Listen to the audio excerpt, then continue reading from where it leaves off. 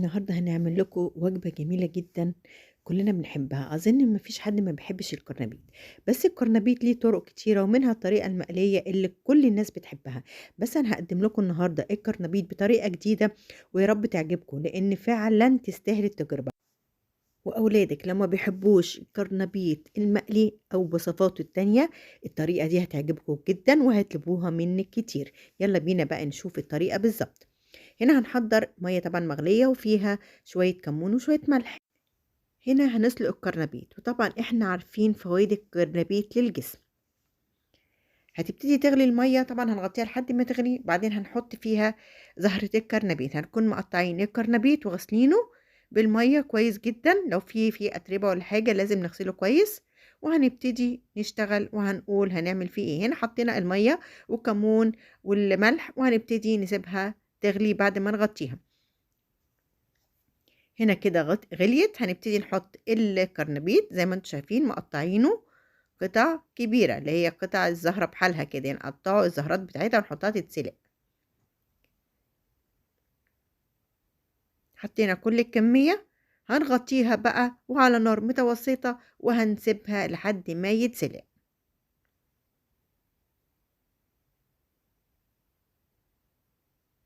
خلاص كده غطيناها ونسيبها تتسلق براحتها، والناتج أهي بعد ما اتسلقت هنحطها في صينية وهنبتدي نقطعها قطع صغيرة.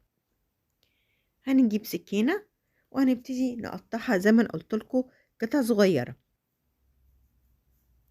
هنا هنقطع بقى الكرنبيط زي ما انتوا شايفين. أنا طبعا بحذف أو بقص كتير من الفيديو عشان ما يطولش عليكم. هنا خلصنا تقطيع الكرنبيط، هنبتدي بقى نحطه في بولة وهنعمل الخطوة اللي احنا هنعملها دلوقتي.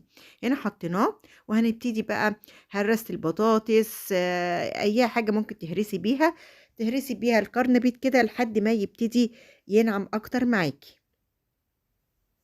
كده أسهل لما تقطعي قطع بقى صغيرة جدا جدا، يعني قطعناه قطع معقولة وحطيناه في بولة وهرسناه. هنبتدي نحط عليها شوية كمون وشوية ملح أهو الملح والكمون، وهنبتدي بقى هو بس ملح وكمون مش هنعمل أكتر من كده.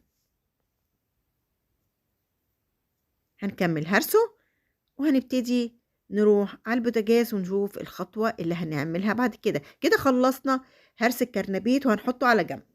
هنروح على البوتاجاز نحط حتتين كده زبدة قد معلقة كبيرة، وهنبتدي نحط معلقة توم ونبتدي نشوح في التوم لحد ما يبتدي يصفر معانا.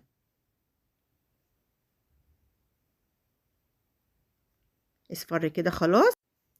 كده اصفرت خلاص التومة، هنبتدي نجيب بقى الكرنبيط اللي احنا تبلناه بالملح والكمون طبعا بعد ما اتسلق، هنحطه في التومة وهنقلبه مع بعض. هنشوح كل المقدار مع بعض، الكرنبيط المسلوق المتبل بعد ما قطعناه وهرسناه هنحطه فيه على التوم وهنبتدي نشوح فيه بالمنظر دوت. اظن كده ما فيهوش اي حاجة، هتاكلوا احلى صينية كرنبيط بالبشاميل. هنفضل نقلب فيه حوالي كده 5 دقايق بحيث إن هو يتشبع بنكهة التوم، دي أهم حاجة في صينية البشاميل.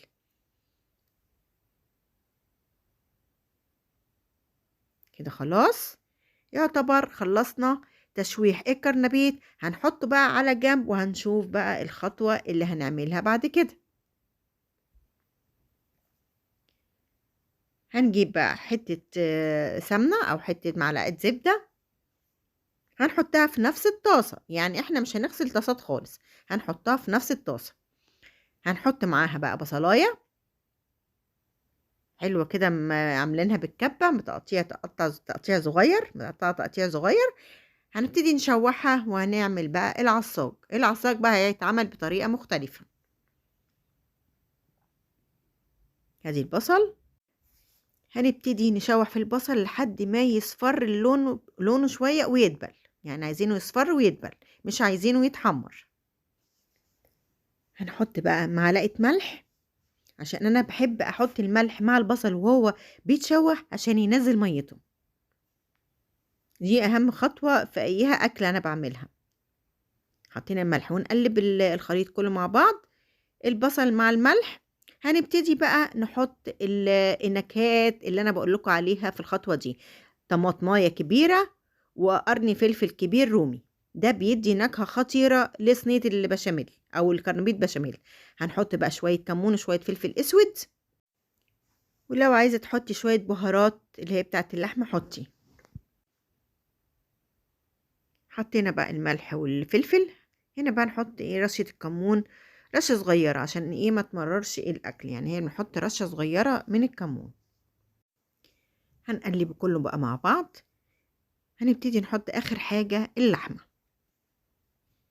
حطينا اللحمة حوالي نص كيلو لحمة، وهنقلب كل المقدار مع بعض لحد ما اللحمة تنزل ميتها وتشربها تاني، وكل مع بعض كده يشرب ميته.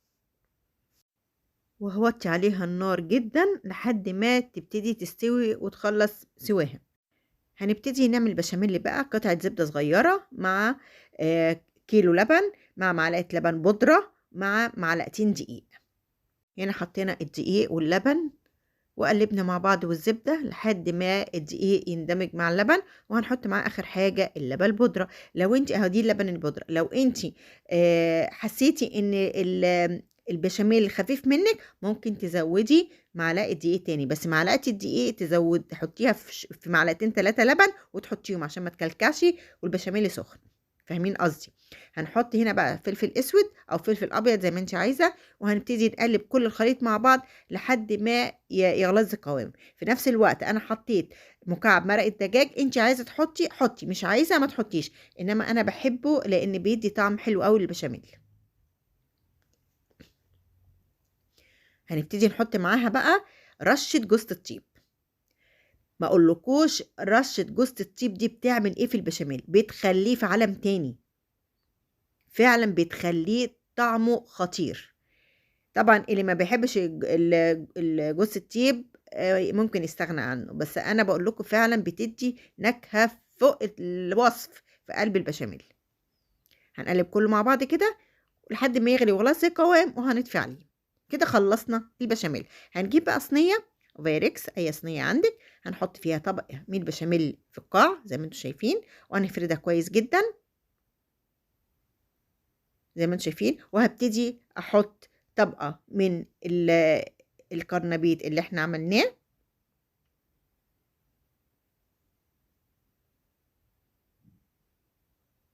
هنحط معاها او عليها طبعا بعد ما نسويه في الصينيه زي ما انتم شايفين، هنحط عليها بقى العصاج اللي احنا عملناه.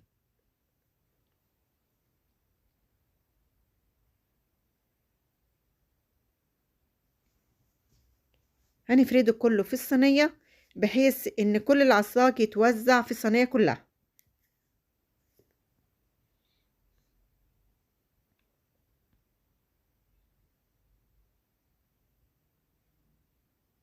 زي ما انتم شايفين كده خلاص وزعنا اللحمه. هنبتدي نحط عليها طبقه البشاميل. يعني احنا عملنا كالآتي: طبقة الكرنبيط كلها من تحت، وحطينا العصاج وفوق العصاج البشاميل، يعني ما حطيناش طبقتين كرنبيط. واخدين بالكم مش زي المكرونة، يعني كل كرنبيط حطيناه من تحت وبعدين طبقة المعصاج وبعدين طبقة البشاميل.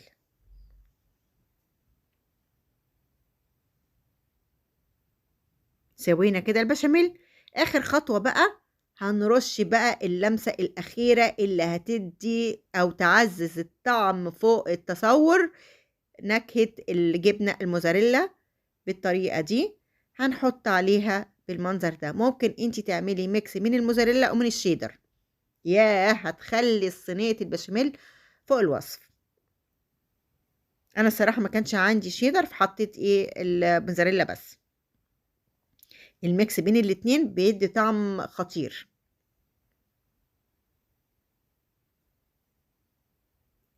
كده رشينا الجبنة الموزاريلا كلها بحيث انها تغطي كل الصينية، يعني ما تخليش حتة فاضية في الصينية من الجبنة، لازم تغطي البشاميل كله بالجبنة الموزاريلا. طبعا هنمسح بقى طروف الصينية عشان ما يبقاش فيها حاجة وتتحرق في الفرن، وهنبتدي نحطها في الفرن على نار متوسطة لحد ما تستوي ويحمر لونها وتطلع بالمنظر اللي يشهي ده. أنا طبعًا زينته بوردة من الطماطم وفرعين كده بقدونس عشان تدّي منظر، وفي نفس الوقت الطعم حكاية. جرّبوه وعلى ضمانتي والله هتدعوا لي، والولاد اللي ما بيحبوش اللي هي القرنبيط هيحبوه بالطريقة دي، وفعلًا هيطلبوه منِّك. مش محتاج جنبيه حاجة إلا لقمة عيش و حتتين مخلل وخلاص على كده، وبالهنا والشفا على قلوبكم.